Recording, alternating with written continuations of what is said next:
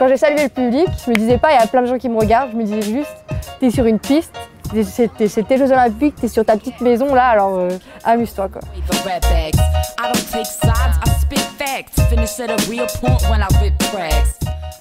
Visiblement, Manon Brunet a trouvé la bonne formule. À tout juste 20 ans, alors que personne ne l'attendait, elle s'est imposée face aux plus grandes sabreuses mondiales à Rio. C'est une des journées d'escrime où je me suis sentie de mieux dans toute ma carrière. Après, j'ai fait 4e, c'est quand même un bel échec parce que j'ai pas la médaille. Et qu'au fond, je trouve que je la méritais, mais les sensations que j'ai eues ce jour-là, j'espère que je les retrouverai parce que c'était vraiment incroyable. Et à Rieux, sa terre natale, on l'accueille en championne. Face à la numéro 1 mondiale, elle s'incline en demi-finale après une touche litigieuse.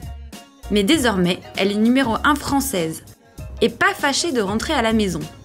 Je suis même pas allée aux Champs-Élysées, faire la fête après avec les autres. Les gens me disaient, mais tu te rends pas compte, c'est les premiers jeux, on sait jamais ce qui va passer. Je dis, je sais, mais là, il faut que je rentre. J'ai besoin de voir mes parents, j'ai besoin de faire coucouner, j'ai besoin de calme. J'ai fait la fête pendant une semaine, c'est bon, il faut que je me repose, il faut que je coupe avec l'escrime, il faut que je coupe avec ce monde de fous. Avec ses parents, ils forment une équipe. Ils ont suivi son parcours depuis leur salon. Du premier match, j'ai senti qu'elle était déterminée, elle avait son regard qui tue. Donc ça a été un moment super fort.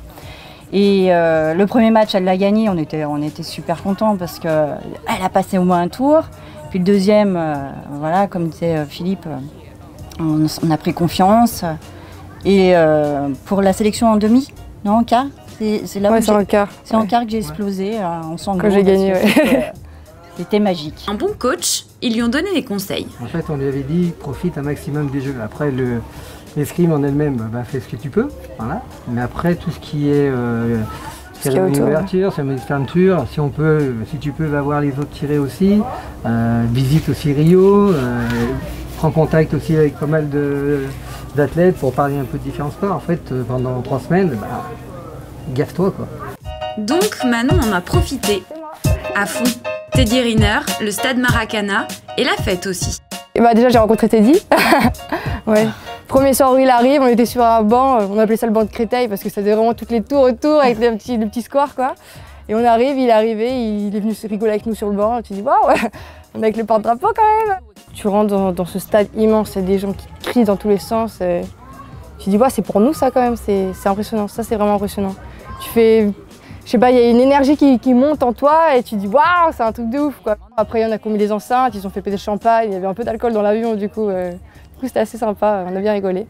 Elle a refait sa garde-robe. Ça c'est la veste pour les podiums, puis ça c'est trop bien, ça coûte une fortune. J'ai réussi à avoir la petite mascotte.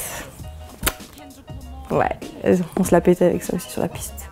Ah t'as pas vu ça aussi, mon accréditation. Sans ça je passe nulle part. Je suis allée dans le village avec ça, ils regardaient ça. Je pouvais pas les manger si j'avais pas ça, je pouvais pas aller dans la salle d'escrime si j'avais pas ça. Si tu perds ça, c'est le pétrin. Son dernier match, perdu à 1 point accordé par l'arbitre à son adversaire, a choqué dans le monde de l'escrime. Moi, je pleure un peu. Et il y a la Zagouni, c'est une double championne olympique qui est encore dans le top 3 mondial, qui est incroyable. Elle est venue me voir et elle est venue pleurer. Parce qu'elle me disait, c'est incroyable, je suis désolée parce que tu mérites ta médaille, quoi. Je me dis, attends, une star de l'escrime vient pleurer parce que je n'ai pas une médaille, quoi. Là, déjà, j'étais tellement étonnée qu'elle me dit, mais tu comprends ce que je dis? Je dis, bah oui, mais... Mais Manon n'est pas vraiment du genre à ruminer. Les JO, c'est terminé. Place aux vacances. Je vais prendre mes lunettes de soleil, mon livre et plus rien au bout de ma main, là. À part mon téléphone, c'est fini. De Rio à Rio, on est passé du petit bébé qui commençait l'escrime à une fille qui s'est découvert à Rio, quoi. Et c'est que le début.